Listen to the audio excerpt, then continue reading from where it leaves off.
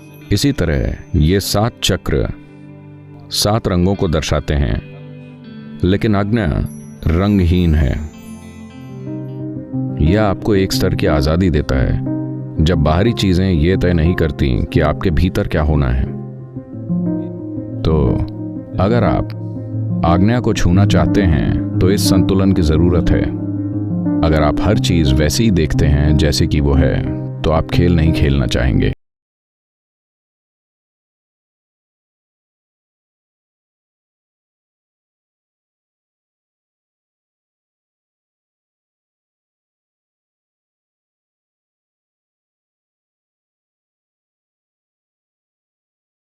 का स्रोत है ये आपके उच्चतम स्तर का विवेक है। आपको पता है रोशनी में 7 रंग होते हैं, कम से कम साफ दिखने वाले, असल में कई और भी हैं। स्पष्ट दिखने वाले 7 रंग। जैसा मैंने पहले कहा है, अगर रोशनी बैंगनी या लाल या कुछ और हो जाए तो ये सिर्फ किसी एक ही काम के लिए उपयोगी होगी, ये हर चीज के लिए उपयोगी नहीं होगी। लेकिन ये रंगहीन प्रकाश है। हम इसे सफेद रोशनी कह रहे हैं, लेकिन असल में ये रंगहीन है क्योंकि आप इसे देख नहीं पाते। आप असल में इसे नहीं देख पाते। अगर आप स्रोत को देखें तो आप इसे देख पाते हैं क्योंकि ये रिफ्लेक्टर से रिफ्लेक्ट होकर आ रही है। अगर आप किसी ऐसी चीज को देखें जिस पर वो पड़ रही है तो आप उसे देख पाते हैं, लेकिन बीच में आप रोशनी को नहीं देख पा रहे। ये असल में गुजर तो रही है पर आप इसे नहीं देख पाते, है ना? तो रंगहीन रोशनी, अगर इसे अलग अलग कर दें तो 7 रंग बन जाती है। इसी तरह ये 7 चक्र 7 रंगों को दर्शाते हैं, लेकिन आज्ञा रंगहीन है। तो यही कारण है कि आज्ञा वैराग्य से जुड़ा है। इसका मतलब है रंगहीन या रंग से परे की अवस्था। इस रंगहीन रोशनी के कारण ही आप हर चीज साफ साफ देख रहे हैं जैसी कि वो वाकई है। मान लीजिए हम यहां लाल लाइट लगा दें, आप सब अलग दिखने लगेंगे। अगर नीली रोशनी लगा दें तो आप अलग दिखेंगे। अगर पीली रोशनी लगा दें तो आप अलग दिखेंगे। रंगहीन रोशनी, हम आपको वैसा ही देखते हैं जैसे आप हैं। इसीलिए अगर आप अपने आज्ञा तक पहुंचते हैं, अगर कोई व्यक्ति आज्ञा में स्थापित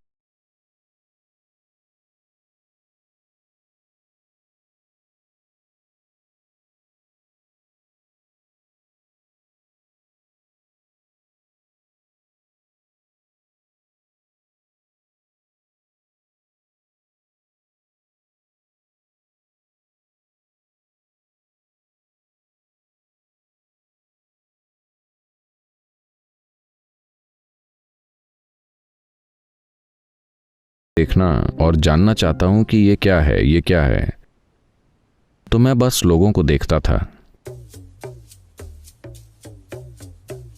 क्योंकि मैं बस इतना हैरान था कि हर कोई किसी मकसद के साथ घूम रहा है। ये ऐसा लगता है।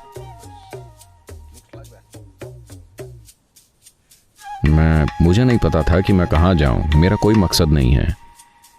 मैं किसी चीज के बारे में कुछ नहीं जानता, लेकिन हर कोई ऐसे जा रहा है। पता नहीं वो जा कहां रहे हैं, लेकिन वो सब व्यस्त हैं। मैं बस लोगों को देखता। पता है, भारत में बसें चलती हैं। शायद कई बार मैंने इस बारे में कुछ कविताएं लिखी हैं। पता नहीं कि ये कभी प्रकाशित हुई या नहीं। इस बारे में था कि कैसे हर कोई कहीं जा रहा है। क्या वो वाकई जानते हैं कि वो कहां जा रहे हैं? कम से कम मुझे नहीं पता था कि मैं कहां जा रहा हूं। मुझे कोई अंदाजा नहीं है मैं कहां जा रहा हूं। लोग मुझे बोलते स्कूल जाओ। मुझे नहीं पता कि मैं स्कूल क्यों जाऊं। और अगर मैं थोड़ी देर से लौटता, तुम घर वापस क्यों नहीं आए? मुझे नहीं पता था कि मुझे घर वापस क्यों आना चाहिए। मैं बिल्कुल नहीं समझ पाता था कि क्यों हर किसी के जीवन के हर मिनट का एक मकसद है। मुझे ये क्यों करना चाहिए, मुझे वो क्यों करना चाहिए, क्योंकि मैं अब भी नहीं समझ पाया हूं। यह आपको एक स्तर की आजादी देता है जब बाहरी चीजें ये तय नहीं करती कि आपके भीतर क्या होना है। वो जबरदस्त है। इतनी सारी ऊर्जा जो आपको उन चीजों में लगानी है जो आपके भीतर के लिए मायने रखती हैं, वो जबरदस्त होती है, क्योंकि बाहरी चीजें आपके लिए मायने नहीं रखती। क्योंकि आपने उसे बस वैसे ही देखा है जैसे कि वो हैं। मान लीजिए आप किसी आदमी या किसी औरत को देखें और आप उनकी सारी आंतों और लिवर और हर चीज को देख पाएं। मैंने कई लोगों को सुना है जो भारत में मेडिसिन पढ़ रहे होते हैं, वो लाशों वाली चीजें, शरीर विज्ञान के सबक और वो सब चीजें करने के बाद वो शादी नहीं करना चाहते, वो किसी के साथ कुछ मतलब नहीं रखना चाहते, क्योंकि उन्होंने हर तरह की चीजें अंदर देख ली हैं। आपने ऐसा सुना है? लोग इस तरह की बात करते हैं। शायद वो बाद में उन चीज़ों के आगे हार मान जाएं, वो अलग बात है, लेकिन उस मौके पर जब वो देखते हैं कि अंदर क्या है तो वो कहते हैं बस बहुत हुआ। वो अब और अंदर नहीं देखना चाहते। तो जैसे जैसे आप हर चीज़ को वैसी ही देखना शुरू करते हैं जैसी कि वो है, तो अगर आपने उसे भावनाओं की मिठास से संतुलित नहीं किया तो आप दुनिया में नहीं रम सकते। आप बस हर चीज को देखते हैं और कोई चीज कुछ मायने नहीं रखती। इसे ऐसे ही समझा गया है। लोगों को लगा कि वैराग्य यानी भागीदारी ना लेना। हर किसी की सामान्य सीमाओं से परे आप थोड़ा ज्यादा देख रहे हैं, ये आपको या तो हताश, निराश या उदासीन बना देगा। आप विरक्त हो जाएंगे, विरक्ति आ जाएगी। If you have not counterbalanced your discernment, अगर आपने अपने विवेक को भावनाओं की मिठास से संतुलित नहीं किया है, ये बहुत जरूरी है। वरना अगर सिर्फ विशुद्ध विवेक आ जाए तो आप खुद को जीवन में शामिल नहीं कर सकते, क्योंकि आप आर पार देख पाते हैं। जैसे गौतम कहा करते थे, जीवन दुख है, या तो वो बुढ़ापा है या बीमारी या मृत्यु, यहां बस यही सब है। अंत में यही सब आपका इंतजार कर रहे हैं। मैं भी लगातार लोगों से कहता हूं, एकमात्र चीज जो आपके साथ होगी वो ये कि आप कब्र में पहुंच जाएंगे। लेकिन मैं इसे इस तरह से कहता हूं कि लोगों को उसकी गंभीरता का एहसास नहीं हो रहा है। जब मैं कब्र की बात करता हूं तो लोग हंसते हैं, वो ऐसे नहीं बन जाते। क्या आपने देखा है? मैं लगातार इन दिनों में लगभग हर बातचीत में कब्र की बात कर रहा हूं, लेकिन लोग बहुत आनंदित हो जाते हैं। ये एक अच्छा संकेत है। क्योंकि अगर आप वाकई देख पाते, मैं चाहे कुछ भी करूं, एक चीज है कि मैं वहीं पहुंचूंगा। वो मुझे या तो जला देंगे या दफना देंगे, बस यही आखिरी चीज है। यह डरावना हो सकता है, यह बहुत निराशाजनक हो सकता है, यह जीवन से सारा फोकस हटा सकता है। तो यह बड़ा जरूरी है कि चीजों को उनके असली रूप में देखा जाना भावना की मिठास के साथ आए। Yogi's Guide to Joy is not. Yogi is guide to joy कोई आखिरी चीज नहीं है, ये सिर्फ पहला कदम है। क्या किया जाए? इस उम्र में मैं पहला कदम उठा रहा हूं। ये पहला कदम है, क्योंकि भावना की मिठास के बिना अगर आप जीवन को वैसे ही देखना शुरू करेंगे जैसा कि वो है, तो आप उससे कोई मतलब नहीं रखना चाहेंगे। आप विरक्त हो जाएंगे।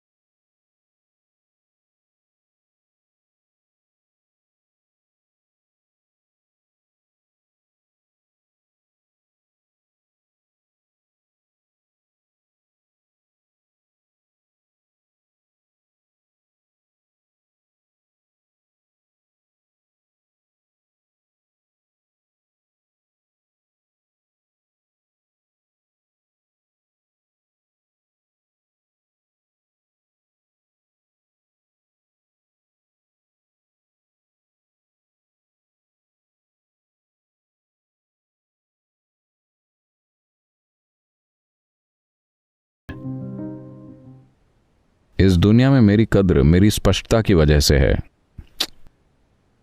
दूसरे पहलू, क्योंकि मैं वो अजीब चीजें अब और नहीं करना चाहता जो मैंने कहीं और की थी। लोग जानते तक नहीं। कभी कभार आसपास का कोई भले ही कुछ महसूस कर ले, लेकिन नहीं, आमतौर पर अधिकतर जनता आज्ञा की कद्र सिर्फ उस स्पष्टता के लिए करती है जो ये लेकर आता है। ये महत्वपूर्ण है। मैं ये नहीं कह रहा कि ये महत्वपूर्ण नहीं है, लेकिन ये सब कुछ नहीं है।